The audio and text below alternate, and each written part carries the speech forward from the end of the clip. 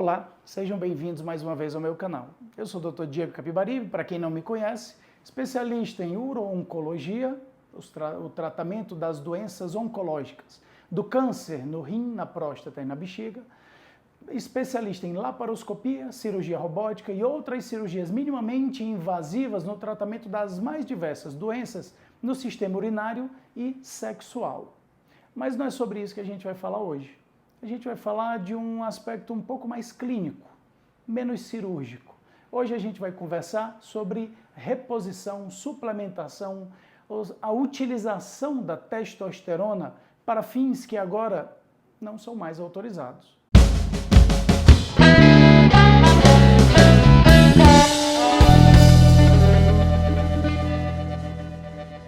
Na verdade, não é bem essa palavra, autorização.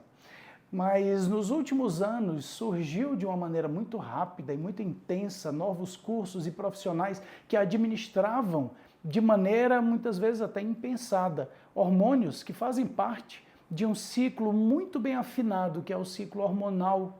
Era utilizado anabolizantes de forma muito diferente daquilo que foi realmente estudado, para que foi estudado a medicação, com o intuito estético, com o intuito de performance, não mais com o intuito de saúde daquele paciente.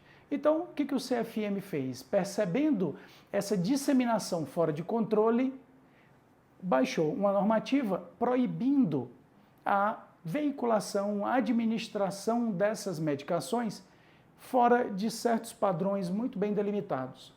Todos os pacientes que têm diagnóstico de doenças que necessitam de reposição hormonal pela falta do hormônio, ou doenças como doenças oncológicas, que o paciente apresenta caquexia, que é um catabolismo muito intenso do corpo por conta de outras doenças, fora de situações como essa, onde o diagnóstico da doença principal requer um tratamento também de anabolizantes, está proscrito, não? Principalmente nos casos de necessidade de uso da medicação para fins estéticos, para fins de performance no esporte, melhora da atividade física no esporte específico, está proibido.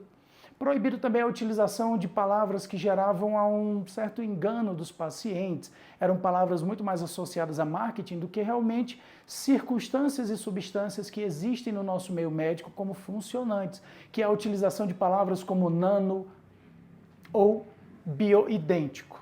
Então, não está associado a circunstâncias que estão comprovadas cientificamente. E, por óbvio, está proibido também a veiculação, a administração de cursos que ensinam a essas práticas. Então, vai gerar muito burburinho, muita conversa, porque se tornou algo muito comum no nosso dia a dia. A prescrição irregular dessas substâncias saiu daquele submundo, daqueles cantos escuros da academia, onde algumas pessoas tentavam vender essas substâncias, muitas vezes de uso veterinário, para melhora da forma física, se tornou, de certa forma, hoje em dia, gourmetizado. E muitos profissionais da saúde, utilizando do seu poder como médico, de convencimento, de autoridade, começaram a utilizar dessas medicações para levar os pacientes a caminhos que talvez não sejam os do seu maior interesse. Um dos pilares da medicina é, antes de tudo, não causar o mal. E por mais que você me diga que, mas o paciente optou por aquilo ali, eu expliquei tudo que pode dar errado, nunca a gente vai poder responsabilizar um paciente por consequências de um tratamento onde você é o especialista, onde você precisou de anos e anos e anos de estudo e de dedicação para entender aquilo ali. Então não dá para você explicando para o paciente numa consulta de 1 hora, 2 horas, 6 horas, tudo aquilo que você aprendeu em 6, 8, 10, 12 anos. Então ele não pode ser responsabilizado. Cabe a você, como se fosse o pai de uma criança, identificar o que é o melhor para ela, mesmo que ela não compreenda a importância daquilo ali. Então, o fato de não fazer, antes de tudo, o mal é muito importante, porque é muito fácil convencer alguém do bem que você pode fazer para ela, quando muitas vezes você está fazendo apenas a si mesmo. A OMS, a Organização Mundial da Saúde, ela determina que saúde é um completo bem-estar físico, emocional e social. Não adianta o corpo funcionar bem quando a mente sofre, nem quando tudo isso funciona bem, correspondente a nós mesmos, mas socialmente nós estamos com algum distúrbio ou com alguma dificuldade de convivência. E é óbvio que eu entendo que aqueles pacientes que desejam emagrecimento rápido, por já terem tentado de tudo antes, aqueles pacientes que se sentem bem com o corpo que adquiriram e se sentem socialmente mais bem inseridos no contexto onde eles estão, é óbvio que aquelas medicações vão trazer benefícios sociais, benefícios emocionais, mas até onde a gente pode ir? Qual é o limite?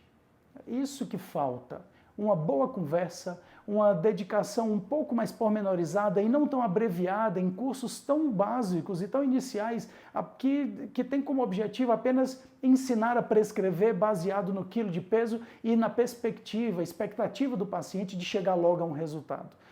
Mas ninguém vai parar, suspender rapidamente essas medicações, porque a depender das doses e de cada caso, o paciente pode ter muito mais prejuízo retirando completamente do que mantendo durante um período até sua reposição. A gente tem que lembrar que a utilização de medicações para repor, porque o meu nível de testosterona ele está no limite inferior, eu gostaria que ele fosse no limite superior. Isso não traz melhora nenhuma, por mais que gere euforia no paciente. E euforia nunca é um bom parâmetro para testar a saúde, para averiguar a saúde. Afinal de contas, praticamente todas as drogas e álcool geram euforia naqueles que utilizam. A percepção de que a testosterona tem que estar no limite superior, isso é completamente errada. Não traz nenhum benefício a não ser o efeito placebo, que muitos pacientes vão sentir.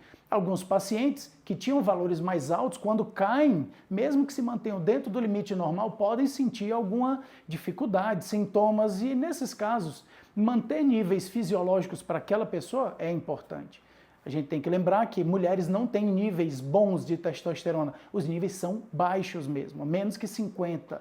O ideal é que ela tenha testosterona baixa, ou então ela está transicionando para o sexo masculino. Então, a mulher que deseja ter uma testosterona em níveis fisiológicos masculinos, se ela não tiver num contexto de transição de gênero, ela precisa ser repensada essa conduta.